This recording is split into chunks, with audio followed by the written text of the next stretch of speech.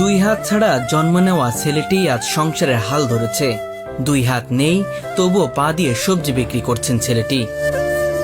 এই দুই পা দিয়ে সবজি তুলছে, মেপে দিচ্ছে এবং টাকা নিচ্ছে। এই দৃশ্য দেখে হয়তো নিজের মধ্যে আর কোনো অভিযোগ বা অভিমান থাকবে না। জসিম প্রমাণ করে দিয়েছে, প্রতিবন্ধিতা কখনোই প্রতিবন্ধকতা নয়। মানুষ অনেকেই বলে যে প্রতিবন্ধীরা সমাজের একটা বোঝা, মানে মানুষের বোঝা।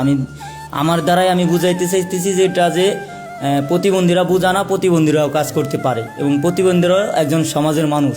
ফরিদপুর রাজেন্দ্র কলেজের শিক্ষার্থী জসিম মাতব্বর শুধু একজন স্বপ্নবাজ নয়, সে একজন সংগ্রামীও। বর্তমান ডিগ্রিতে লেখাপড়া করছেন, তবু কখনো পড়াশোনা ছাড়েননি। ও অনেক ভালো ছেলে এবং পড়ালেখা অনেক ভালো। ওর সাথে একসাথে পরীক্ষা দিয়েছি, দেখছি অনেক কষ্ট করে পা দিয়ে লেখে। পা দিয়ে আমাদের থেকেও অনেক ভালো স্পিডে লিখতে পারে। পা দিয়ে লিখে পিএসসি, জেএসসি, এসএসসি ও এইচএসসি সফলভাবে পাশ করেছেন। তার লক্ষ্য ইউনো হওয়া, আর সেই স্বপ্নের জন্যই প্রতিদিন কঠোর পরিশ্রম করে যাচ্ছেন। আমার ইচ্ছা হলো লেখাপড়া শেষ করে ইউনো বা ম্যাজিস্ট্রেট হওয়ার একটা ইচ্ছা। ও কোনো ভিক্ষা করে না, কারোর কাছে হাত পাতে না, এই কারণে ওর কাছে আমরা সদাই নেই। ও দুইটা হাত নেই, তবুও কাজ করে, প্লাস ওর সংসার চালায়। ওর সংসারের বড় ছেলে। জসিমের পায়ের দক্ষতা চোখ ধাঁধানো। তার লেখা দেখলে মনে হবে যেন কেউ হাত দিয়ে লিখে দিয়েছে। পা দিয়ে লিখে সে পরীক্ষায় সাফল্য অর্জন করেছে।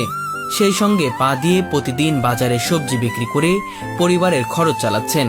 দুই হাত নেই জন্ম থেকেই আর কি, আমার জন্ম থেকেই দুইটি হাত দেয়নি আল্লাহ।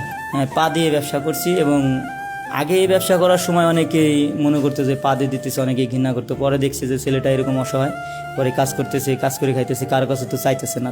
তখন থেকে আর কি সবাই আমার মনোবলও বাড়ছে, মানুষও মনে করুন বেচা কিনা নিতেছে। তার বাবা একজন কৃষক। সংসারের খরচ এবং জসিমের লেখাপড়ার খরচ একসাথে বহন করা অসম্ভব ছিল। তাই জসিম ছোটবেলা থেকেই নিজের জীবনের নিয়ন্ত্রণ নিজে নেওয়ার সিদ্ধান্ত নেন। সবজি বিক্রি করছি পরিবারে